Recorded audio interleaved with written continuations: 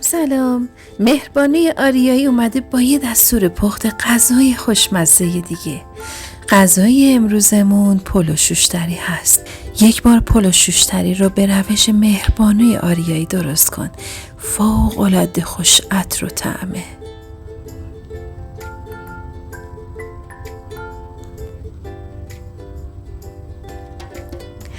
اول برنجمون رو خیس میکنیم.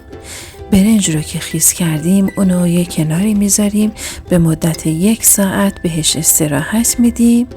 بعد از خیس کردن برنجمون نوبتی هم باشه نوبت فیله مرغمون هست. من از سینه مرغ استفاده کردم. سینه مرغ رو به قطعات کوچیک تقسیم میکنیم به شکل مکعبی. حالا دیگه سلیقه‌ای هست، بعضیا به شکل نواری و بعضیا به شکل مکعبی اونا رو خرد میکنن. بعد از خرد کردن سینه مرغ نوبت مزه‌دار کردن سینه مرغ هست. ادویه هایی که من استفاده کردم زردچوبه، فلفل قرمز، فلفل سیاه، پول بیبر و پودر سیر هست. همه ادویه ها رو به مرغ میزنم و اونو هم بهش حدود 1 ساعت استراحت میدم. خب بریم پیازمونو و سیر رو سرخ کنیم. اول سیر رو به قطعات ریز تقسیم میکنیم. بعد از خرد کردن سیر، البته قطعات سیر بستگی به سلیقه خودتون داره. بعضی از عزیزان دوست دارن سیر رو درشتر خردش کنن، این دیگه بستگی به خودتون داره. بعد از خرد کردن سیر نوبت پیاز هامون هست.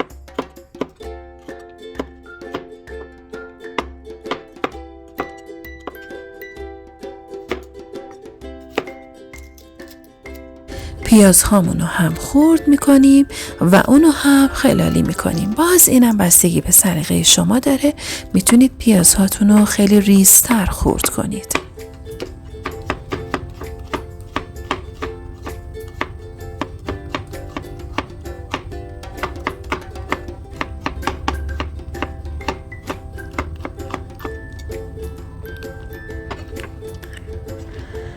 بعد از اینکه سیر و پیاز رو خرد کردیم، مایتابه رو روی گاز میذاریم، روغن اضافه میکنیم و پیاز و سیر رو داخل روغن میریزیم و به آرومی تفتش میدیم و اجازه میدیم سرخ بشه.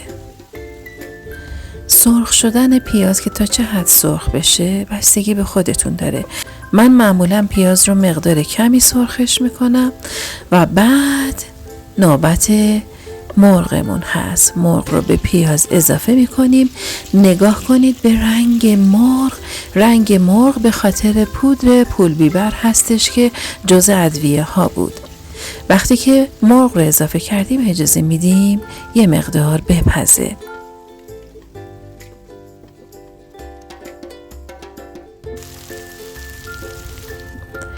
توی این فاصله من 1 مقدار زعفرون رو روی 2 قالب یخ میذارم و اونو یک کناری میذارم.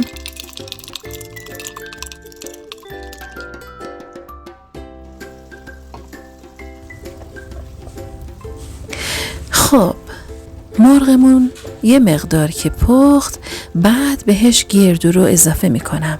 من گردو رو اون لحظه مخلوط نکردم با مرغ، اجازه دادم یه مقدار روی مرغ باشه. توی این فاصله آب برنج رو گذاشتم، نمک رو اضافه میکنم، روغن رو هم اضافه میکنم و بعد تا بخواد آب به جوش بیاد گردو و مواد مرغ رو با هم ترکیب میکنم و باز اجازه میدم که موادم یه مقدار بپزه. بریم ببینیم آب برنج بله جوش اومده. وقتی که آب برنج جوش اومد برنج رو اضافه میکنیم و اجازه میدیم که بپزه. من برنجم رو معمولاً آبکش نمی کنم و به صورت کته‌ای اجازه میدم که آب به خورد برنج بره و بعد غذا رو درستش میکنم. خب لوبیای چشم بلبلی رو که من از قبل پخته بودم به مرغ اضافه میکنم و بعد هم شود رو اضافه میکنم. من از شود خشک استفاده کردم، اونو خیسش کردم و به مواد اضافه میکنم. بعد هم نمک رو اضافه میکنم و همه مواد رو با هم ترکیب میکنم. بعد یه مقدار که مواد تفت خورد بهش آب لیمو اضافه میکنم. همه مواد رو با هم ترکیب میکنم و اجازه میدم آب لیمو به خورده مواد بره. خب ببینیم برنجمون به چه صورت هست. بله برنجمونم آماده است. برنج رو داخل ظرف میریزم بدون اینکه آب کشش کنم و الان دیگه نوبتی هم باشه نوبت دم زدن برنجه. آب رو داخل قابلمه ریختم، یه مقدار روغن، کنجد، سیاه دونه و بعد یه نون داخل قابلمه گذاشتم برای تهدیگمون.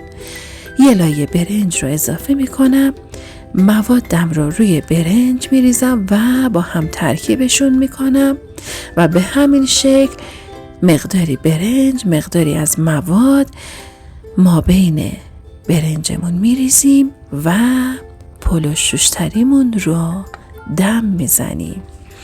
از عطر و بوی این پلو براتون نگم، فوق‌العاده خوش عطر و طعم هست. حتما یک بار امتحانش کنید. و یک چیزی رو که لازمه بهتون بگم، اگر ادویه پلویی اهوازی داشتید حتما به برنجتون اضافه کنید.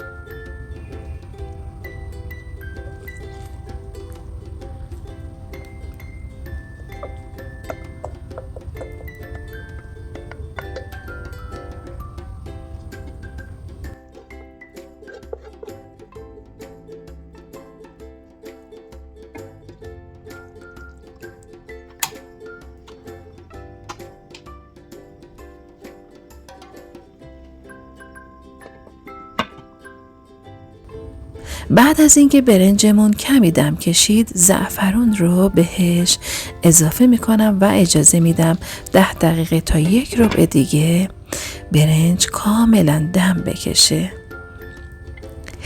اینم از پلو شوشتری ما. به به.